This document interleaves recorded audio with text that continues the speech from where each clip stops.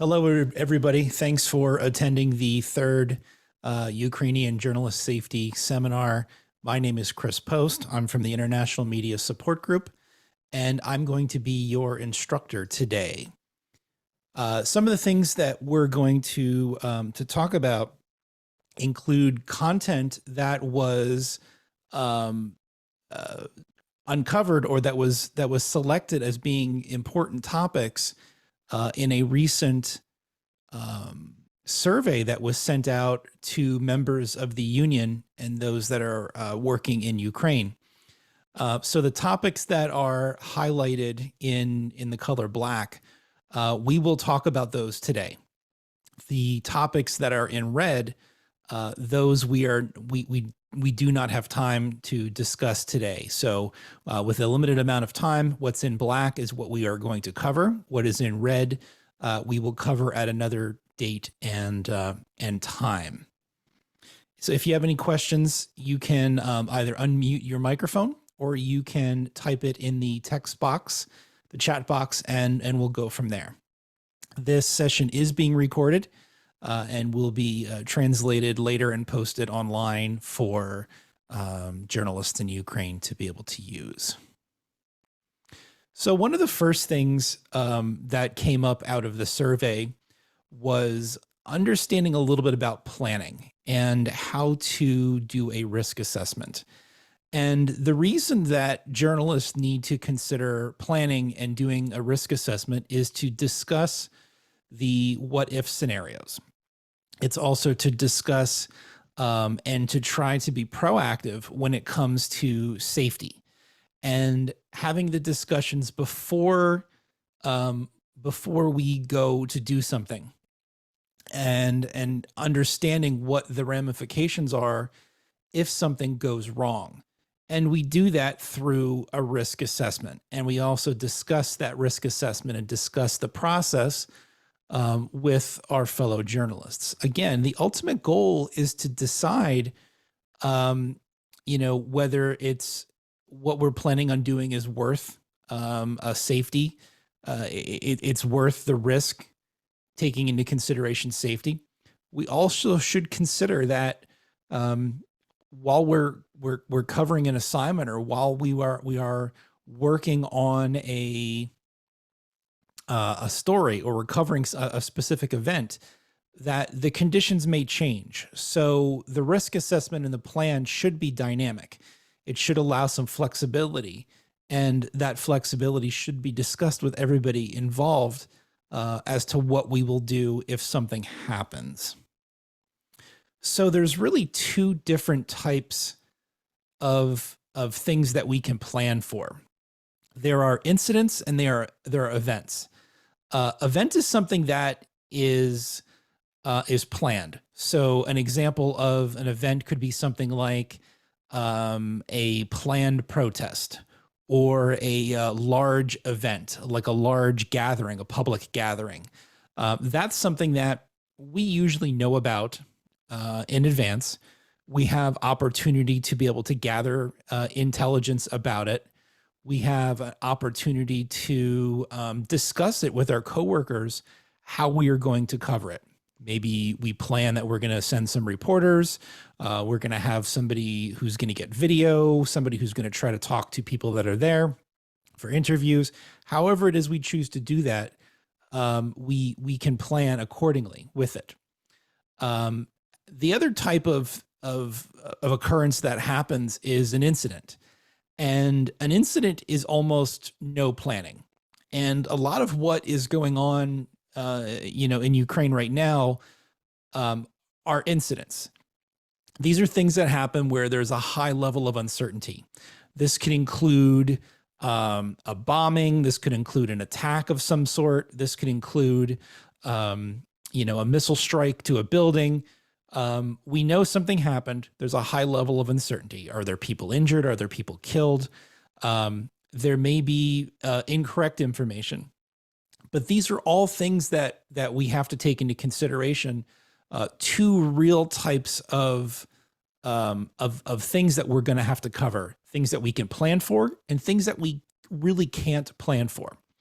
The other situation, the other thing that comes with an incident is that we may have inadequate supplies. We may not have the equipment necessary to safely report on what just happened. When we look at this in situations where there's civil disturbance or there's some sort of protest, under conditions where there's not, there's not armed conflict in your country, maybe police would use something like water cannons or pepper spray or tear gas, things like that. However, with what's going on in Ukraine, with civil disturbance, you could expect live ammunition to be used. You could expect bullets. You could expect other types of munitions to be deployed. You may also see things like sticks, rocks, bottles, Molotov cocktails, any of those types of things. So why do we need to talk about what our threats are? Well, because threats allow us, when we identify what those threats are, it allows us to plan for how we can keep our journalists safe. When we know the harm that may come to them, we can then plan to keep them safe. We talked about physical threats, but there's also non-physical threats to journalists covering the conflict in Ukraine. Hacking, information warfare, intimidation, harassment, cyber stalking, bullying. This could be anything from attempts to hack your organization's webpage to trying to access your email. These are all components of non-physical threats that journalists face around the world when reporting on, the situations that they report on. And especially in Ukraine, I saw some of the comments that came out of the survey where news organizations are changing their passwords on a daily basis. And I think that's a great way to be proactive towards non-physical threats, the types of threats that are, informational security type threats. Those are very good components of a proactive strategy to avoid some of these non-physical threats. One of the ways that we do a risk assessment is using a model called PETE, P-E-T-E, and that stands for people, environment, task, and equipment. This is a very simple method, and it's something that you can do.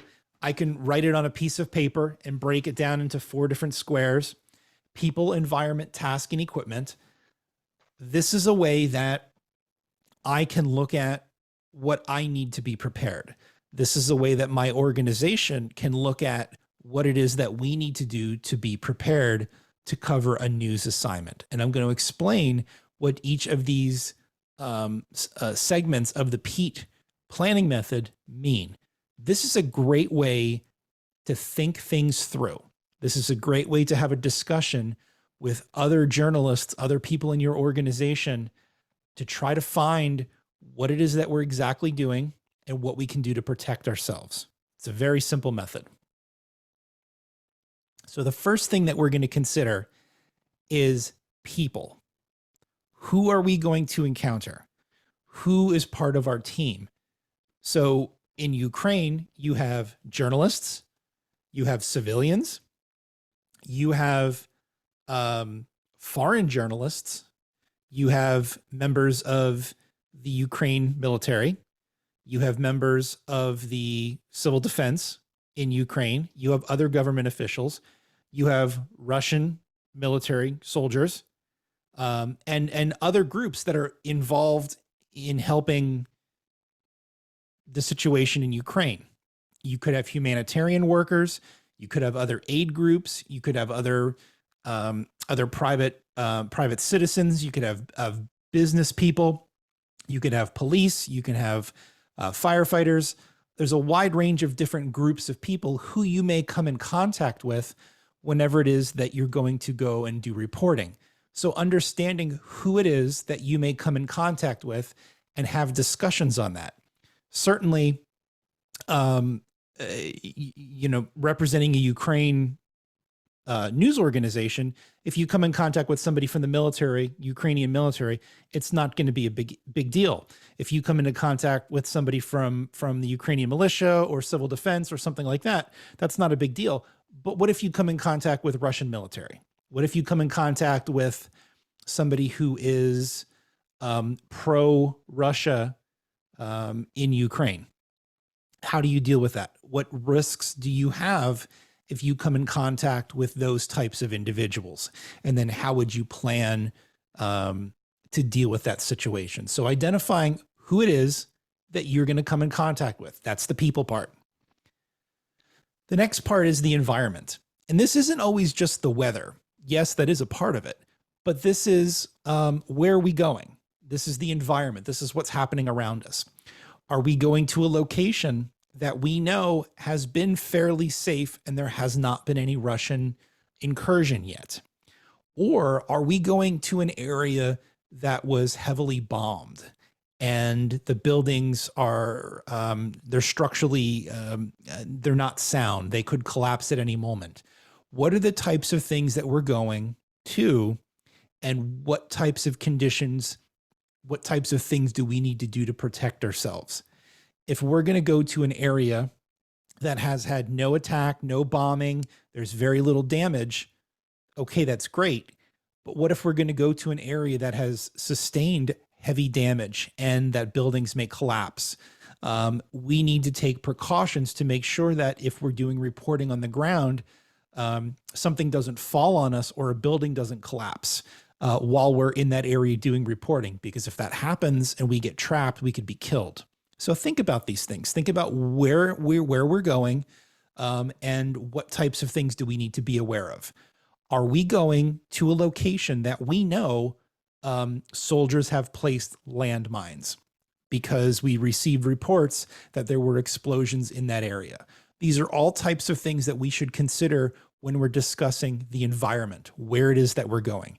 Yes, it does also include the weather. Is it going to be hot? Is it going to be cold? Is it raining? Is it snowing? What types of things are going on with the weather? What types of things are going on around us? And where are we going? Thinking about that, asking questions about what it's like on the ground, what it's like in that area right now. That's what environment is. The next thing is task. And the understanding of task is, what exactly are we trying to do?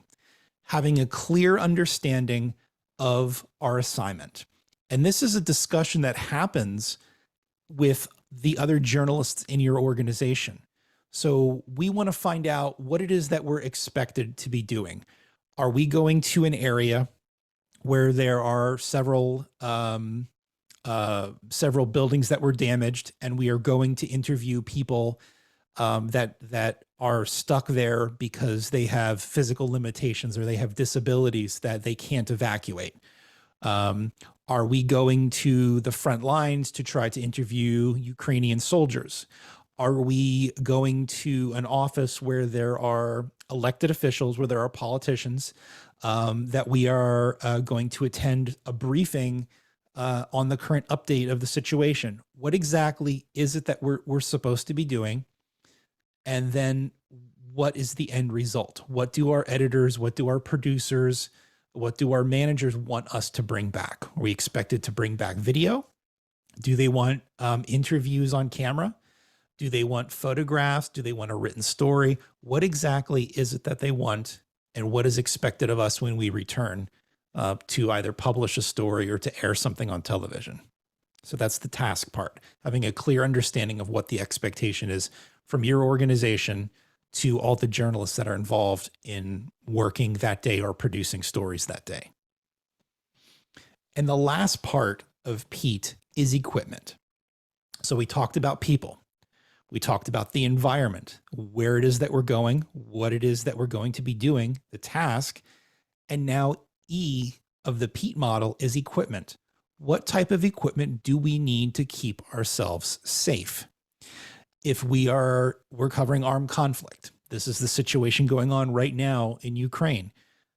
Bullet-resistant vests and a helmet are incredibly important. So that should be at the top of the list.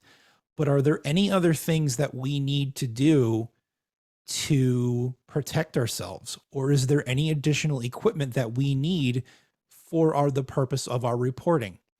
So example, maybe we are going to attend a meeting where there are government officials and they are going to give an update on the situation. We may need to make sure we have a video camera and a tripod. Is there anything special? Is there anything else that we need to be able to report that day? Safety equipment, but also journalism equipment, journalist equipment, the tools that you would use to do your job. Okay.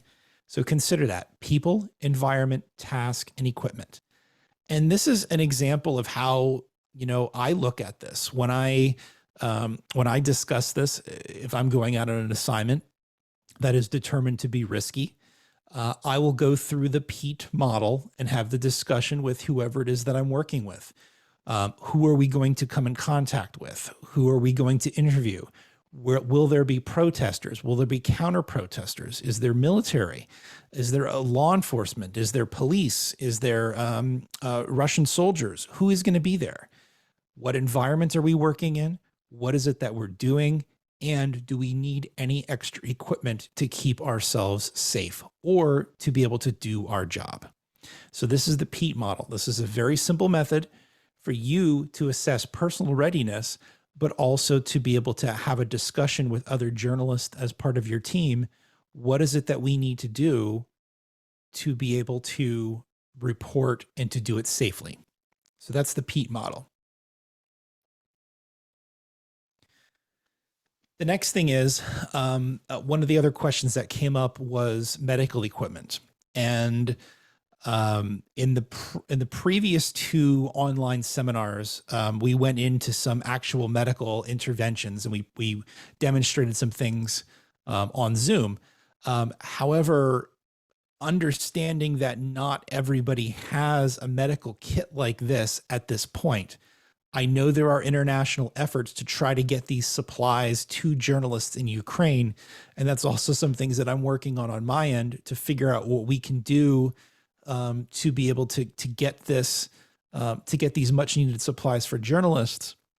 So right now in this session, I'm not going to go into how to do any of these interventions, but more so talking about the supplies that you would find in an individual first aid kit. Things that include hemostatic gauze, gloves, bandaging dressings. This is an example of a trauma dressing or an Israeli dressing. It's a big bulky bandage to absorb blood. A flashlight, a marker, tourniquet, which is an essential item that needs to be in every kit. Every journalist should have one. The tourniquet is what you would use to stop catastrophic bleeding. For example, if perhaps a journalist was shot in the leg or in the arm, the tourniquet would be applied to stop the bleeding from that limb. Having scissors to be able to remove clothing so you can assess wounds.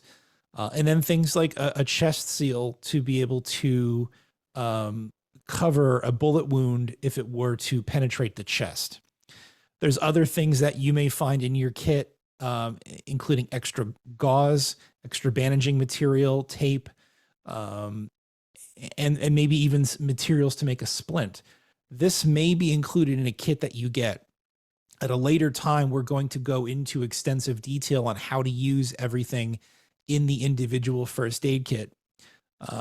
Your kit may also come with something that looks like a needle, or it may also come with a small rubber tube. That would be the nasal pharyngeal airway kit and the pneumothorax kit. Both of those you would not use unless you had specific training on how to do it. That's not something that can be taught over Zoom. That's something that requires very specific training in person with an instructor and practicing it on a mannequin in order to do those interventions successfully. So these are the items. The 8 items are necessary to be able to have in your kit. And the additional items that are on the right, the ones that are not numbered, are nice items to have. And again, you may or may not have each one of these items in a kit. However, these are items that most likely will be found in any sort of commercial individual first aid kit that is provided to you, or that you buy. A variety of different things. Hi, Lena. Welcome. I see you just popped in. Hi, Chris. Sorry for late joining. I was engaged in finding the accommodation for journalists who arrived today, and it was a busy day. Sorry for late joining. And I sent you the warm words from many journalists all over the Ukraine. They asked for the video and for text recommendation, because, for example, I taught today morning with Mykolaiv journalist and with journalists from Chernihiv. We have without contact yesterday, but today they called me and they asked for video and for text recommendation, because they supposed to be in the shelter this time, and Sure. They say we have to save our phones charge, and we have to save our devices. So we would appreciate for video we can see later. And Sure. Thank you very much for that. Absolutely. So I'm recording the presentation now. And so at the end, I will make these slides available so they can be translated. And then the video they can watch, and if they understand English, they can listen to me. So that's hopefully that will be able to help. But I'm going to continue on here. So we just talked about the contents that you will find inside a kit, a medical kit. The items may be different, or they may be similar. Once we get more people that have these kits in their possession, we're going to go through at a later date and time how to use each one of those supplies. I realize in the first two sessions that may have been a bit premature. If the materials are not there for them to use, if they don't have one, we'll go through how to use these specific items at a later training session, maybe in a week or two. So the next thing that I want to talk about, and again, one of the other questions that came up was body armor. And this is bullet resistant. This is not bulletproof. The materials that are used to create these devices are designed to resist the penetration of a bullet. They're not designed, they cannot protect you from every type of munition that could be fired. There's also certain types of ammunition that will go right through these items. So it's important for journalists to understand that this is not bulletproof, it's bullet resistant. There is a very good chance that if you are shot with a certain type of ammunition, it's going to go right through any of these items. So be aware. The best way to avoid getting shot is to understand the risks of when you're going on an assignment, understanding the environment, what is happening around you. Is there military activity happening? Or is there the possibility that you could be mistaken for an enemy soldier in the area? So be aware of all these things. There's different components to body armor, and we're going to take a look at those. You have a soft type of body armor that you can hide under clothing, or you have a device that goes over top of your clothing that hides plates. The best type of body armor for journalists in a combat situation is to use a level 4 vest that includes hard plates. So it's something that will stop most rifle ammunition. However, I realize not everybody has the same type of body armor. Ultimately, what you would like to have is the type of vest that includes these type of plates. So it would go inside this carrier, and you would wear this over top of your clothing. Again, it's very specific to the type of threat. What we're looking for, the best type of protection for a journalist to have with regards to body armor is something like a plate like this that goes inside a carrier to protect yourself from any sort of rifle ammunition, something that would come from a Kalashnikov. You would need something like one of these hard plates inside of your vest. So this is what it would look like if you were wearing it. You want to make sure that the body armor is adjusted so that it sits properly on your body. And if you'll notice, the top of the vest is up fairly close to the neck. The reason behind this is that the vest is protecting the heart. It's protecting the lungs. That's the most important part of your chest, is these specific areas. The heart's right about here, and then you have the lungs in this area as well. If the vest is not fitted appropriately, or if it's down too far. So for example, if this notch that's at the neck, if this is down, it's hanging down further, it may not protect your heart. It may not protect upper parts of the chest. This is really critical with fitting body armor and making sure that it is appropriate and it's adjusted for you so you can be comfortable wearing it, but it's also providing optimal protection. This is another example of a vest on a man and a woman. You can see how it's adjusted. The top of the vest is very close to the bottom of the neck on both of these people. Another example here is on a mannequin. The top of the plate inside this carrier is very close to the top of your neck.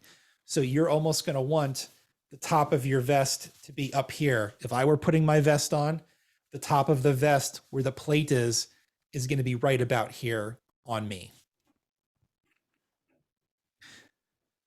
The next piece of information is about a helmet. Usually the helmet is only a level 3 helmet. The plates are level 4. They're very good at stopping rifle ammunition. However, understand that the helmet is one step below that. And although it will provide some protection, none of this is bulletproof. This is all bullet resistant. Again, the helmet will provide protection. However, it may not provide as much protection as the hard plates in your vest.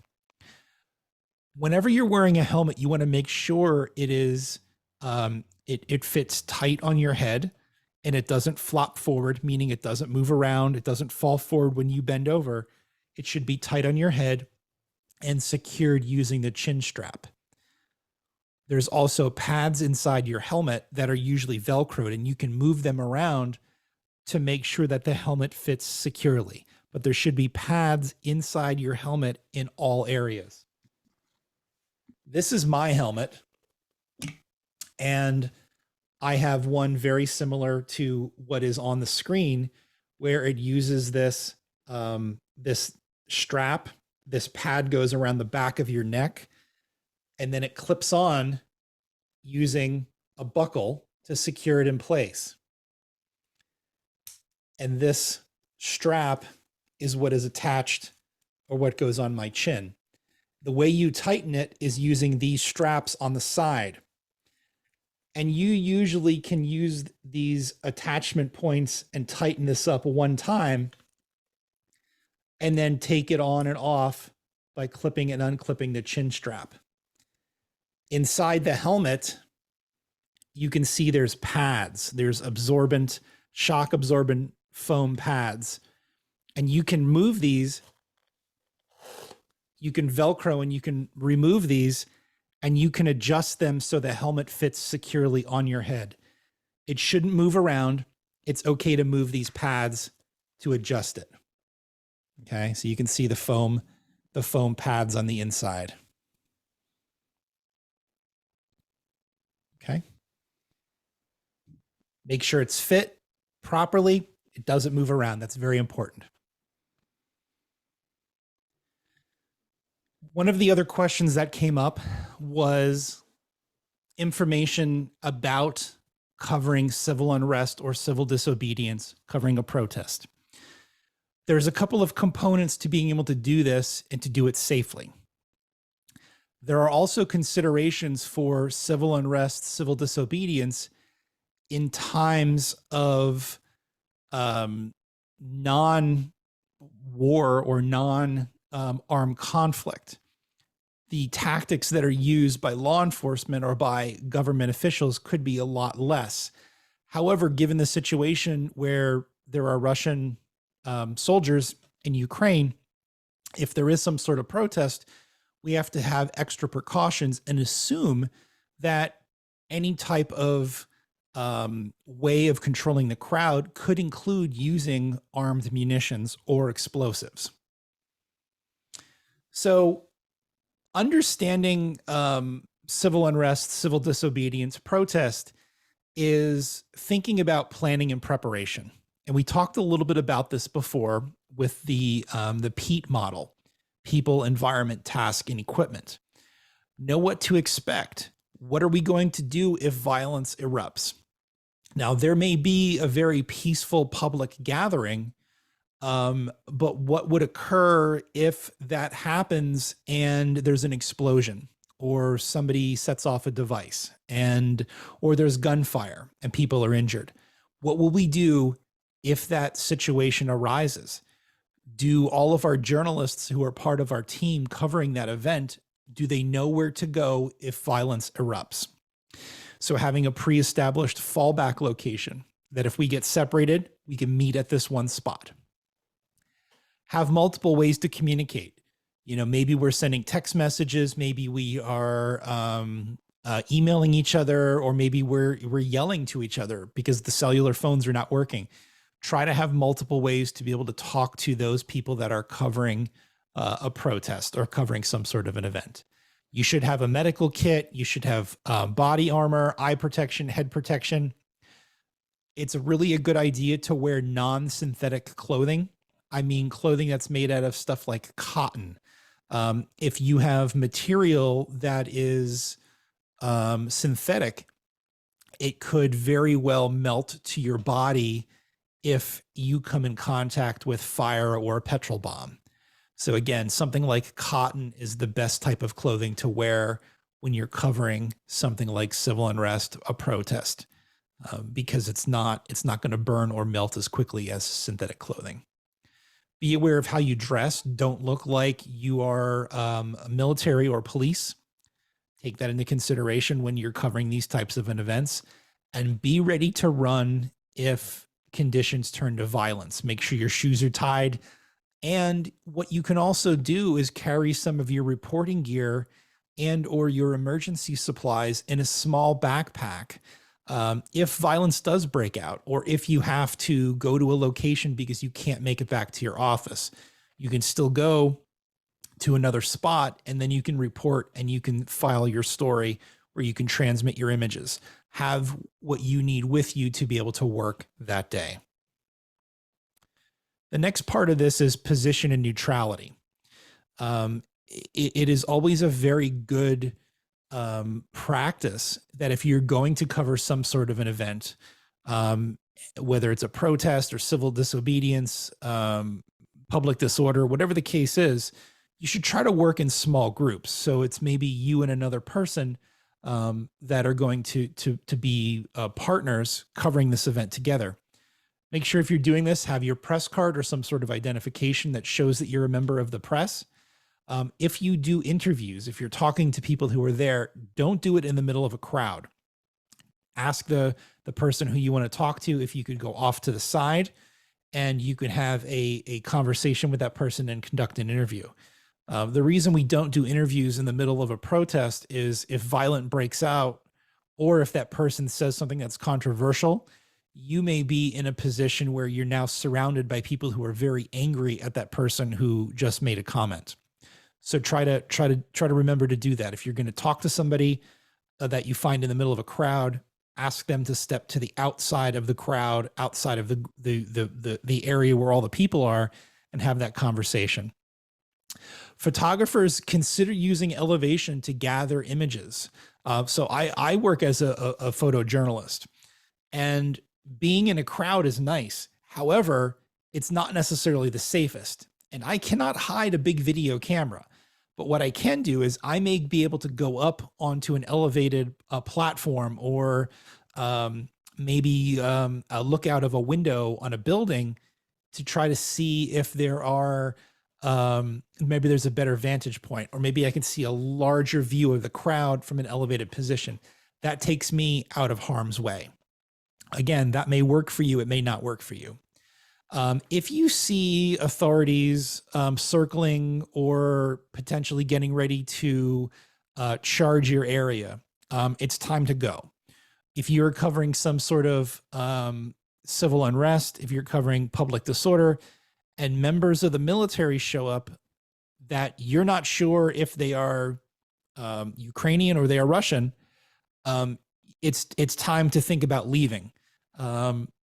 And be ready to get out of there if you think something is wrong, or if something is about to happen. If you're stopped by any officials, identify yourself as press. That's always good practice. And we're getting close to the end of today. Consider your safety. Safety is always paramount, and it's the most important part of doing what all of you are doing and covering civil disturbance, protests, armed conflict in your communities. You need to be able to work safe so you can continue to tell the amazing stories that you are continuing to do day after day. Hopefully this ends soon for all of you. But remember, when things get crazy, try to keep your cool. Understand that there are things happening around you. Understand that there are things that you can do to protect yourself. And hopefully we've had a discussion with any of the members of our team that are also working with us that day, what we will do if something happens. Where will we go? How will we react? If we get separated, what are we going to do? And how will we communicate if we need help? Always be prepared to run in the event of bullets or tear gas or anything like that that are dispersed on the crowd or on journalists. Have a plan, know where to go. Maybe you have a gas mask that can help protect you from some of those things. Always have an escape plan and discuss it with your team. Communication is very important. Once things cool down, if it does escalate to violence, have a discussion with members of your team to make sure that everybody is accounted for, and to figure out if anything needs to be done to report on what just happened. If we need to perhaps go in to do additional interviews, or we want to try to follow up to be able to report on this incident. So these are all types of components of journalist safety. There's a wide range of different topics. There's a wide range of different ways of dealing with this. And so much of it is dependent on the situations at hand that change day to day. Now, this is the end of the slide, but I am going to go back and I want to talk about planning again now that we've talked about some of these scenarios. So I'm going to go back to the Pete model. So again, we talked extensively about how to prepare, and the easiest way to do this is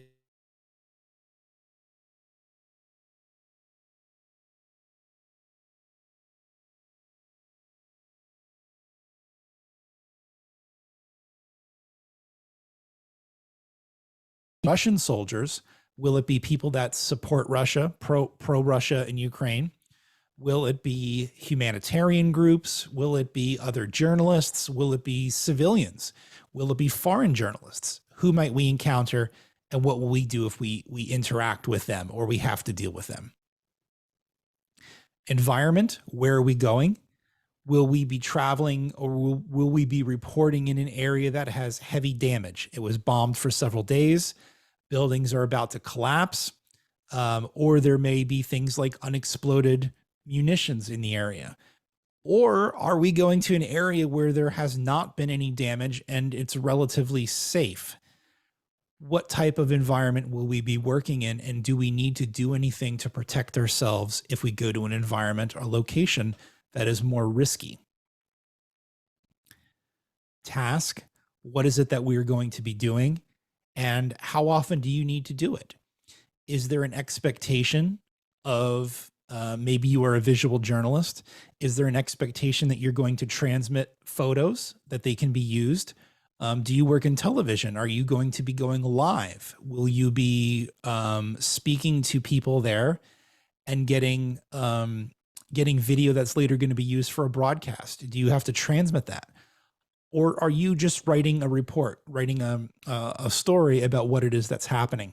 Having that clear understanding of what is expected of you when it comes to your job and your reporting. Where do you fit in? What is expected of you? And what is your task? And then lastly is the equipment.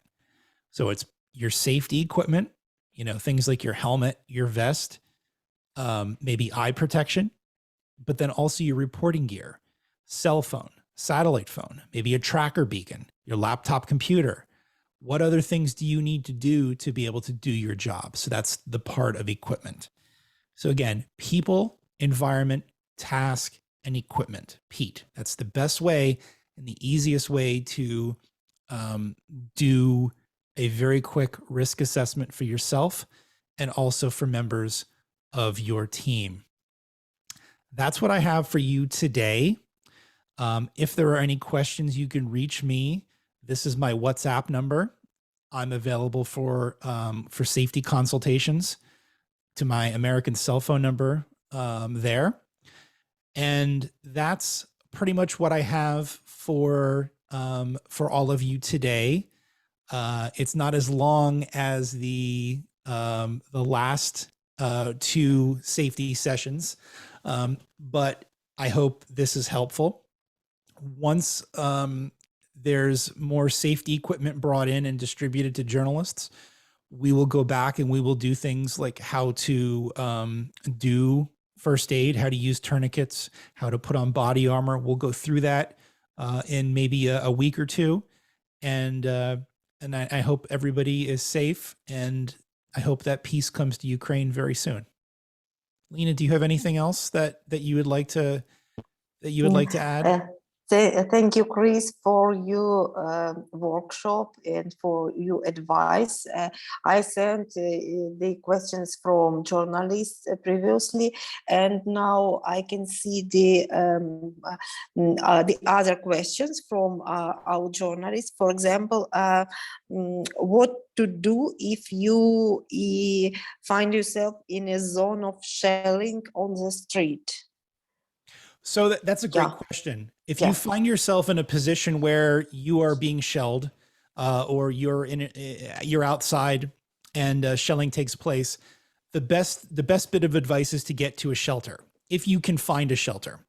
If not, find a place that provides some protection from the shelling, and that may be going inside of a building. The same rules really apply to, if it's not just shelling, it could be gunfire. You could be out on the street and gunfire may erupt. You obviously want to get to safety, and you should try to find either a shelter to get into or a building that you could go inside to avoid the shelling, to protect yourself from the shelling. Now, obviously, if the shelling hits the building, there's issues with that, but what you don't want to do is you don't want to be outside when the shelling is taking place. So the best bit of advice, if you can get to a shelter that's underground, go do that. If you are in a building and the shelling is happening, maybe there's a shelter inside the building, or get to a location that is below ground to protect yourself. Thank you for your answer. And I can see the questions about the communication with enemies or about how to be for journalists who are on the territories controlled by Russia troops, and it could happen unexpectedly, and our colleagues, for example, are still on those territories, and any advices for journalists. For example, we discussed about was it useful for journalists if we would give them satellite phones and they can use them when they are without communication, or these satellite phones was they can miss the phones because of armored people can take them off. Yeah. So I think you have a couple of questions here. Yeah. Whenever you're dealing with somebody who is occupying your country, I think that's a very difficult situation. You know, I've seen and I've heard reports where, you know, where Russian soldiers didn't, you know, there was no issue dealing with Russian soldiers. They were there because they're told to be there by their commanding officers. But then I've also heard where there have been situations where Russian soldiers did not treat civilians or did not treat journalists kindly. So I think you really have to be careful anytime you come in contact with somebody who you are not sure if they are going to want to harm you. I think it's a very difficult situation to try to do that. And it depends on so many different factors. If there are journalists that are working in the occupied territories, not only do you have to worry about trusting members of the military, the Russian military who's there, but then there's also the possibility of the pro-Russian Ukrainians that are there that may want to harm you as well. So I think those are very difficult situations. Communicating with the enemy is not an easy thing. You know, you may have a contact that you trust, but then you may also have an acquaintance with somebody that you do not trust, and you think they may want to try to hurt you or to kidnap you, to capture you. I think anytime you are working with or trying to communicate with somebody who opposes what it is that you are doing, or potentially trying to silence a journalist, you need to be very, very careful. If you choose to do that, if you choose to go and to talk to somebody who opposes you or your nationality or the fact that you're representing the media, the press, you should tell somebody what your plans are. It is absolutely critical to communicate where you're going, who you're supposed to be interacting with, and when you think you should be back, and having regular communications if something happens where you are captured. So somebody can try to go look for you, or you could be reported as being missing. There are tools, there is technology like satellite phones that provide very good communication when traditional means, when cellular phones don't work. A satellite phone may be your only option. However, in order to use a satellite phone, you have to be outside. You cannot use a satellite phone inside a building. It does not work like a cellular phone. It has to be able to see the sky, right? Let me grab my sat phone. It's right over here. So in order for this to be successful, I'm inside my home. I can't use it. Even it'll say right here, there's no, it says searching for signal. Okay. Inside my house, it's not going to work. But as soon as I go outside, I will be able to get signal, and the antenna needs to be up. And when I'm using the phone, I have to be outside for this to work properly.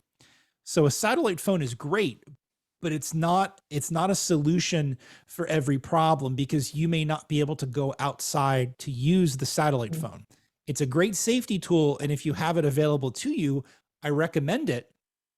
And you can also incorporate a satellite phone into your regular communication check-in. So if you're reaching back to your assignment editor or to your boss, twice or three, maybe 4 times a day, you can use the phone, make a phone call. Everything's okay. This is where I'm at. Then you can turn the phone off unless you need it to conserve battery power. So satellite phones are great, but you have to be outside, and that may not be a case. You're not going to be able to use this from inside a shelter. The signal's not going to get out. And when you are outside using it, it needs to be against your ear with the antenna extended. And once you get a signal, you really shouldn't move, because even stepping a couple feet in one direction, you're going to lose the signal and the phone call is going to drop. Great to have.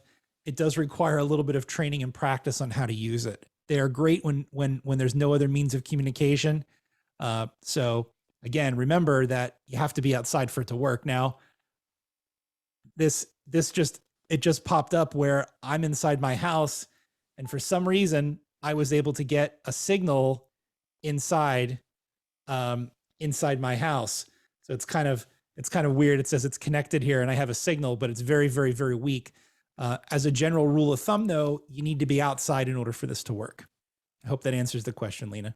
Yeah, thank you. And what do you advise, Chris, for those journalists who spend 5 or 6 days in the shelters without maybe heating, without with lack of water, lack of food, and such other, like our colleagues in many cities now?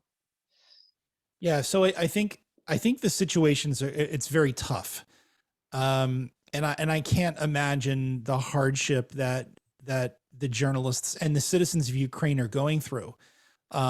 If you are in a shelter for many days, there are things that we have to have. We have to have food, water, and a place and shelter. In order for you to work, in order for any of us to be able to function, we absolutely have to have water. You have to have water to drink. Your body is going to shut down if you do not have water. You're also going to need to eat some food at some point. So taking care of yourself is very, very, very important. I think we need to do what we can to try to find food and water to drink that is available. And that's not always an easy thing. I understand that, but we have to take care of ourselves, because if we are not hydrated with water and we do not have some sort of food, and I know it's not going to be, multiple meals a day. It may only be one time a day that we get a chance to eat, but it is important that you have nourishment, because if you are not taking care of yourself, you're not going to be able to work, or you may start to get sick. And certainly getting sick in the middle of armed conflict in your country, it's not a situation that you want to find yourself in. So it's very, very important that we make sure that we drink clean water, that we eat food, and to make sure that it's quality, that it's not spoiled or contaminated. And taking care of yourself is a priority in all of this. It's a priority for the longevity of all of us that are working, especially all of you who are working in Ukraine to do this reporting. Taking care of yourself is very, very important, and you need water. You need to be drinking clean water, and you need to also be eating or trying to have regular intake of some sort of food to be able to survive. Yeah. Thank you, Chris. Thank you for important advice, because the questions about how to be a journalist on the occupied territories is really actually last days. We asked, for example, yesterday not to share the names and address of journalists who are on those territories, public share. because it's dangerous for our colleagues, we think, and we expect for safety corridors for them, and we hope for they are okay. Yeah, we hope. I think it's also important too to realize that situation with reporters in occupied territories, it may get to a point where it's not safe for them any longer, and they should have a consideration that when they need to leave and how they're going to be able to get out of there, so they're not trapped with no possible chances of escape. So that's a consideration in all of this as well, is understanding what they're going to be able to do to leave, you know, at a time that's safe, that at a time that's appropriate, so they can get out of there. Yeah. Thank you. And the last questions maybe about the method of psychological support should be used to support fellow journalists and people, ordinary people whom you communicate to. So I think this is a very difficult topic, because dealing with what all of you are living through every day for the last 11 days now has been incredibly difficult. And does it have a psychological impact? Yes, it absolutely has a psychological impact. It is potentially damaging for us as humans to experience war on our psychological well-being. Without getting too in depth and without too much, I could spend hours talking about psychological distress and about different types of stress, whether it's, you know, chronic stress or whether it's acute stress. Certainly what's happening right now with all of you is tremendous amounts of acute stress, day after day after day of stress, of high stress, of worrying whether you're going to get shot, whether you're going to get kidnapped or bombed. My best advice to all of us is that we need to do what we have to do to take care of ourselves first. Take care of yourself, take care of your fellow journalists. And once you are okay, once you are in a position where you are safe, both physically and mentally safe, then you can continue to do reporting. We always come first. Ourselves, we come first. If I get injured or killed trying to tell the story, I have accomplished nothing. That also includes mental well-being. So, you know, if you had a very difficult day yesterday, maybe you witnessed something really bad that happened, or you were you had something traumatic occur, maybe it's okay to take off tomorrow, that you're not gonna do reporting tomorrow or even the next day. Take appropriate time to be able to take care of yourself, because if you are not physically and mentally well, you're not going to be able to do the reporting the best that you can. So I realize that's a very generic answer and it's not a matter of fact, but you come first. And what you should try to do is to take care of yourself first, even if that means having a break in your reporting. Maybe you take a day or two off so you can try to maybe spend time with other journalists or not work, or try to contact your family or your friends or something like that, where you're not focused on reporting and you're not focused on work. So take care of yourself first, and then worry about your job and worry about your reporting. Okay? Yeah, okay. Thank you very much, Chris, for Thank you, your Lena. advice and for your support of Ukrainian journalists. We really appreciate this and your help. And I think it's useful for us. And yes, we expect for first aid kits for journalists, and we are going to have a special workshop for journalists how to use each item in this kit. Yep. Yes, I think. And last 3 days, yes, we are engaged in evacuation issues. So many issues. Sorry for late joining this workshop because we have to find accommodation, we have to find transportation and the way for evacuation and the way for communication with our members, and we hope that we can save the lives of journalists and their family members. I hope so as well. And it's important for, you know, a free society that journalists are protected and that they're able to tell the stories of things that are happening in their community. So thank you for allowing me to be able to do this. And once those kits come in and the body armor comes in, we'll do a special training for how to use that stuff again. And we'll continue doing these trainings until things slow down or till Ukraine is free again. Okay.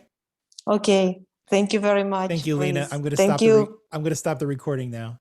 Yeah.